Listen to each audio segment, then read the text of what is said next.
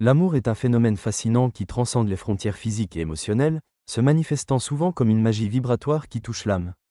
Les principes de l'amour sont ancrés dans le respect, la compréhension et la compassion, créant ainsi une énergie positive qui résonne profondément en nous. Cette vibration, presque palpable, nourrit notre être intérieur, apportant un sentiment de plénitude et de connexion. L'amour, dans sa forme la plus pure, agit comme un catalyseur pour la croissance personnelle et spirituelle, nous aidant à découvrir et à exprimer notre véritable essence.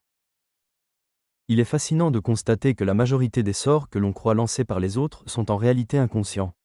Cette perspective suggère que nous avons tendance à projeter nos propres désirs et insécurités sur les comportements des autres, les interprétant souvent comme des actes de manipulation ou de séduction. En vérité, cette capture, dont nous parlons, est un miroir de nos propres émotions et aspirations. Cela souligne l'importance de la conscience de soi dans nos interactions sociales et amoureuses. En comprenant mieux nos propres motivations et besoins, nous pouvons naviguer plus sereinement dans nos relations et éviter de tomber dans le piège de la fascination superficielle. En d'autres termes, la sécurité est rare. Si l'attraction est mutuelle et que l'autre est séduit par notre charme, tout va bien et cela conduit au bonheur. Cependant, il existe des individus éphémères dans nos vies, de véritables pièges sentimentaux ambulants capables de susciter l'étincelle de l'amour chez de nombreuses personnes. Dans la situation où la victime inconsciente est présente, il y a des dangers impliqués simplement parce que nous désirons être aimés par les autres en retour de notre propre amour. Dans ce cas, l'amertume persistera après avoir rencontré ce qui semble être un bonheur inaccessible. Le bon sens nous conseille de nous éloigner de ces personnes, mais nos émotions nous entraînent souvent sur des chemins, parfois même irrationnels. Pourtant, malgré tout cela, nous constatons que la présence d'une autre personne devient cruciale.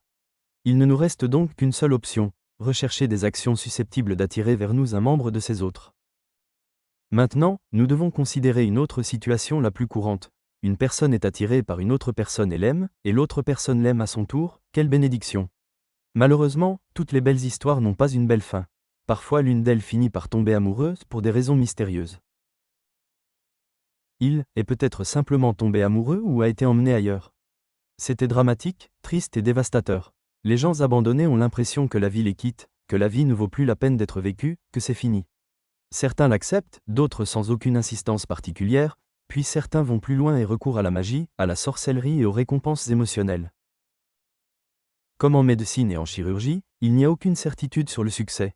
Les meilleures conditions en apparence peuvent conduire à un échec complet, tandis que les pires conditions peuvent réserver la surprise peu attendue du succès.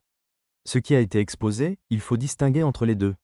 La situation la plus évidente où la réciprocité de l'affection est requise est lorsqu'une personne quitte une autre personne pour l'autre et perd son amour.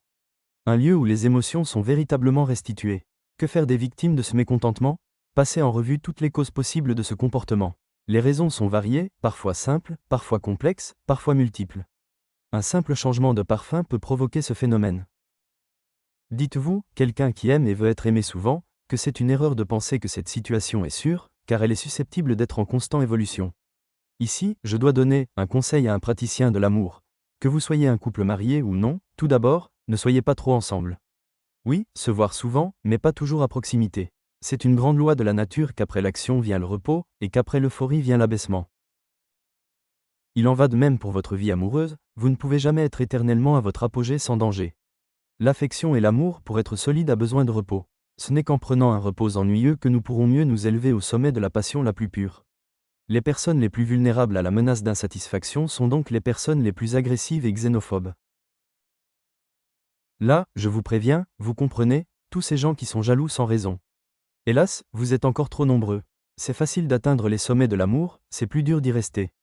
Ces mots peuvent inclure des sentiments sensuels ou sexuels, si vous voulez. Dans le repos, planifié ou non, votre amour est renforcé. Lorsque les choses ne vont plus entre deux partenaires, 9 fois sur 10 c'est l'un d'eux qui le veut tout le temps. Cela est impossible et constitue un affront à l'œuvre du Créateur, qui lui-même, selon la tradition, a créé le repos le 7e jour du monde. Exemple, mari, femme, amant. Comprenez cette vérité, vous devriez passer au moins un tiers de votre temps loin de votre amant. Cela vous donnera plus de repos, mais c'est le minimum et je serai plus humble. Pour vous le dire, il faut être au moins l'un sans l'autre, un tiers de votre temps. Les personnes qui suivent ce conseil ont rarement besoin d'une recette. Regardons les choses d'une manière directe et pratique. Que pouvez-vous faire, vous le délaissez, ou la délaissez, pour retrouver un amour perdu, en apparence ? Je dis en apparence, car si une plante ne meurt pas subitement, il en est de même pour l'amour. Prenons l'exemple d'un couple. Une femme a été abandonnée par son partenaire, qui ne l'aimait plus, ou du moins le montrait et l'annonçait. Tout d'abord, elle ne doit en aucun cas le poursuivre et vouloir se rétablir et tout donner.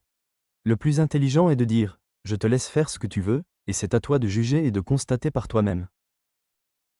Il n'y a donc pas de scène de rupture, pas de menace et pas de cri. Cette dignité dans le malheur choquera favorablement, ainsi que l'esprit conscient et subconscient de la personne qui s'apprête à partir. La grandeur d'âme qui naît de cet acte l'amènera à réfléchir sur les autres ainsi que sur lui-même. Le segment initial, qui est le plus complexe, est importante. Ensuite déclarer « Mes sentiments à ton égard restent inchangés. Je ne souhaite pas avoir de grief contre toi, mais mettons un point d'honneur à nous rencontrer en amis à des occasions précises, par exemple un jour particulier. Cela me ferait plaisir, et s'il y a des contraintes de ton côté, informe-moi.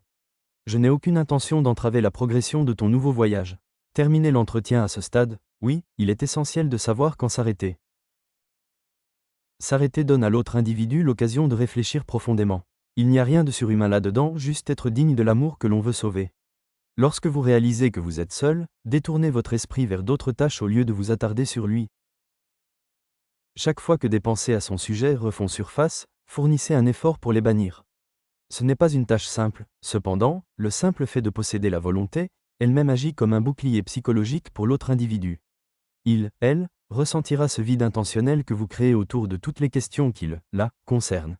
Votre capacité à manifester un tel vide évitera de l'affecter psychologiquement. Cet acte peut être considéré comme l'un des principes du succès. Pourquoi doutons-nous tous de l'amour ?